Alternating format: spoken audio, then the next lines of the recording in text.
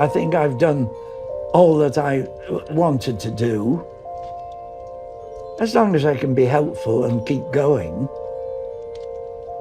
that's the main thing. My name is Clifford, but call me Cliff Crozier, and I was born on 6th of September 1915. Makes me now 101. I was born in Birkenhead, in the Wirral, Cheshire. Apart from the war and the time I was at college, I've been all there all my life.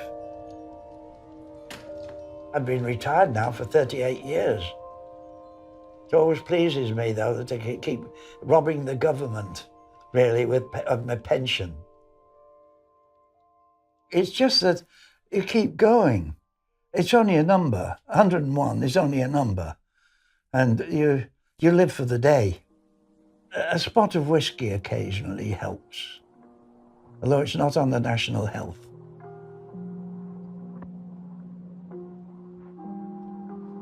I have so many fond memories. Sometimes sit down in my chair and I think back, and I try to sort of reorganize this story about these people that I have got in my mind, and mix them up together first and then pair them all. And I think there are quite a few people out there that would be very, very happy to be together because they are such lovely people that they are. Emilia Teresa Harper. Teresa. It's Teresa because it's Czechoslovakian. 103, my goodness me. 3 is my lucky number. I have always been lucky. I've never been unlucky, touch wood.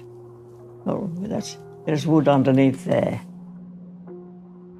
I was in Czechoslovakia when I was a young girl, and I was living with my grandparents because my father was a prisoner of war.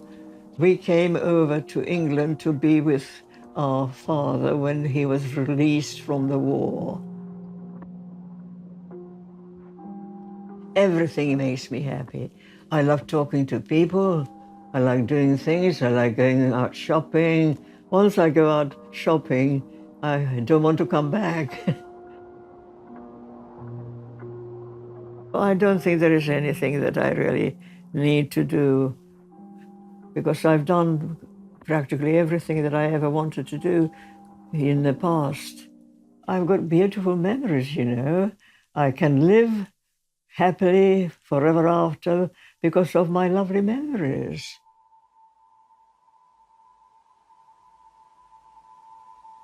Do you know Sri Lanka? I climbed up the tower there, Sirigura, which is 600 feet up to the top.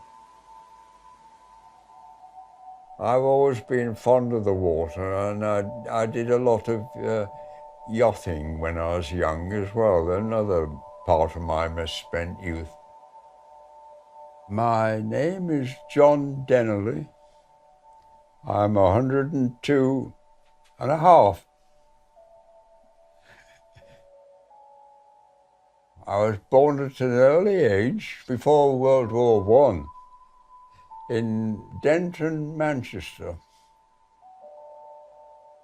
I've had a relatively easy life, even with the RAF 5 years of war. It was an adventure more than a penalty, even amongst the bombs. But I wasted a lot of time, my childhood, entertainment, that sort of thing.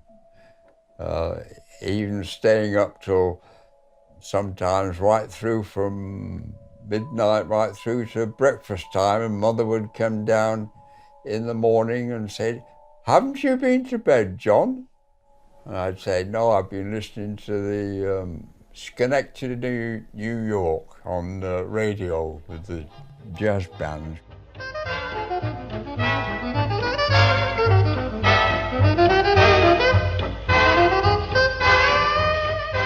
I enjoyed it. And then sort of settled down once I became a pharmacist.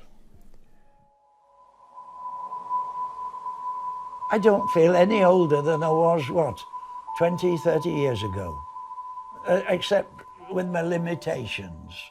I don't feel 29, but say 79, 69, 79. I'm not going yet. I'm still strong. I'm very, very strong. I've never realized how strong I am. It's all the food that my mother cooked and, first of all, grew in the garden. I make my own bread by hand. I'll probably be making some today. That's my online. Tesco's coming tomorrow. We always had fresh food when we were youngsters. Always.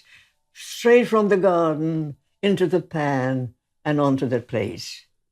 Skimmed milk, kitchen towels.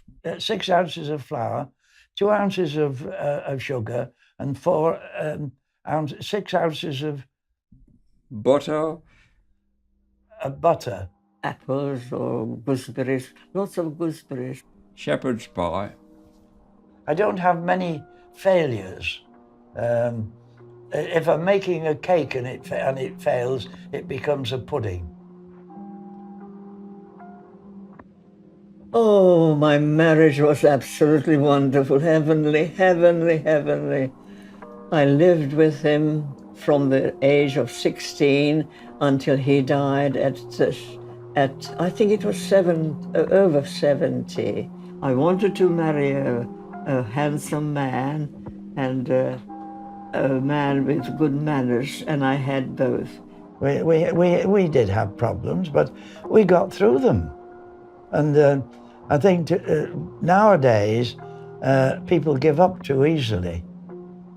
I'm always optimistic, and she was always pessimistic, so we got on very well together. Make the most of it, because that's especially if it's the first love, there's nothing like it.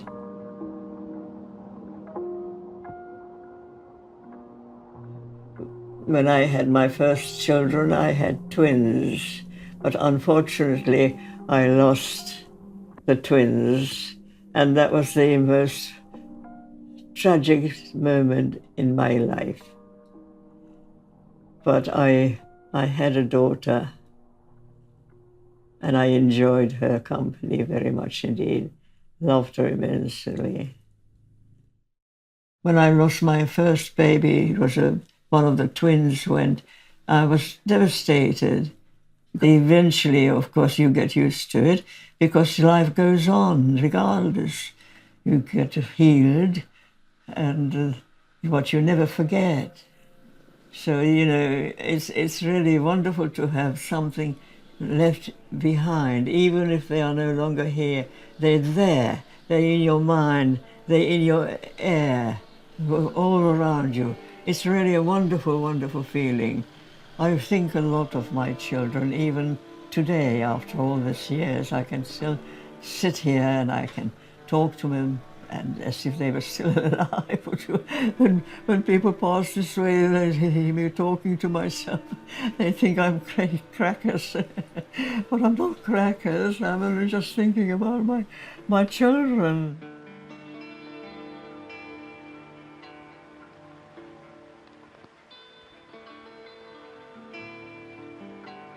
Any regrets? None. None whatever. I can tell you right from my heart. None whatever. If I'd have been more attentive at school in my early life, I'd have studied more and harder. And although I didn't do too bad in the end. So. But I think the sooner you start studying, the better.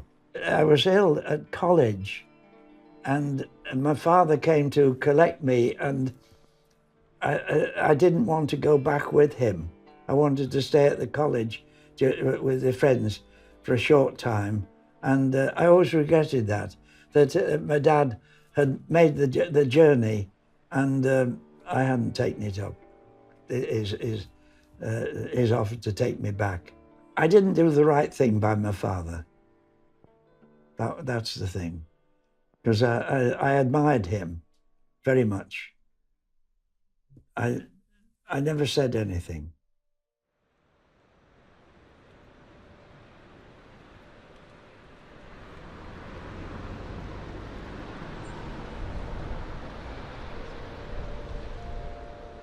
You've got to keep up with the times.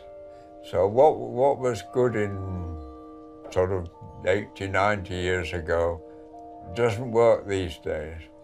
Communicate, speak with your parents, and take their advice too, or at least consider it.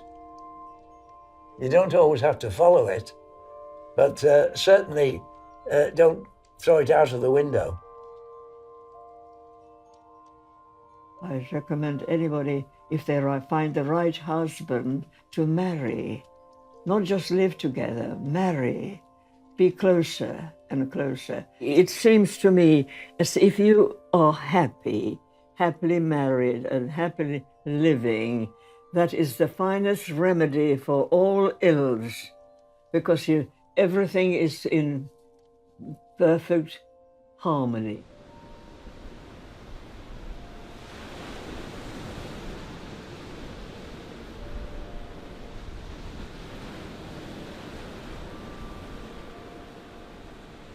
Time spent on reconnaissance is seldom wasted, and be as independent as you can, but don't be reluctant to ask for help when you think you need it.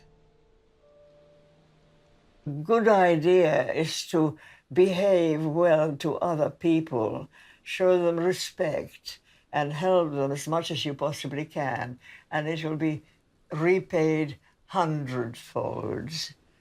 My motto for life, there was an old Scottish comedian, Sir Harry Lauder, who used to sing, "Keep right on to the end of the road," and that's my motto.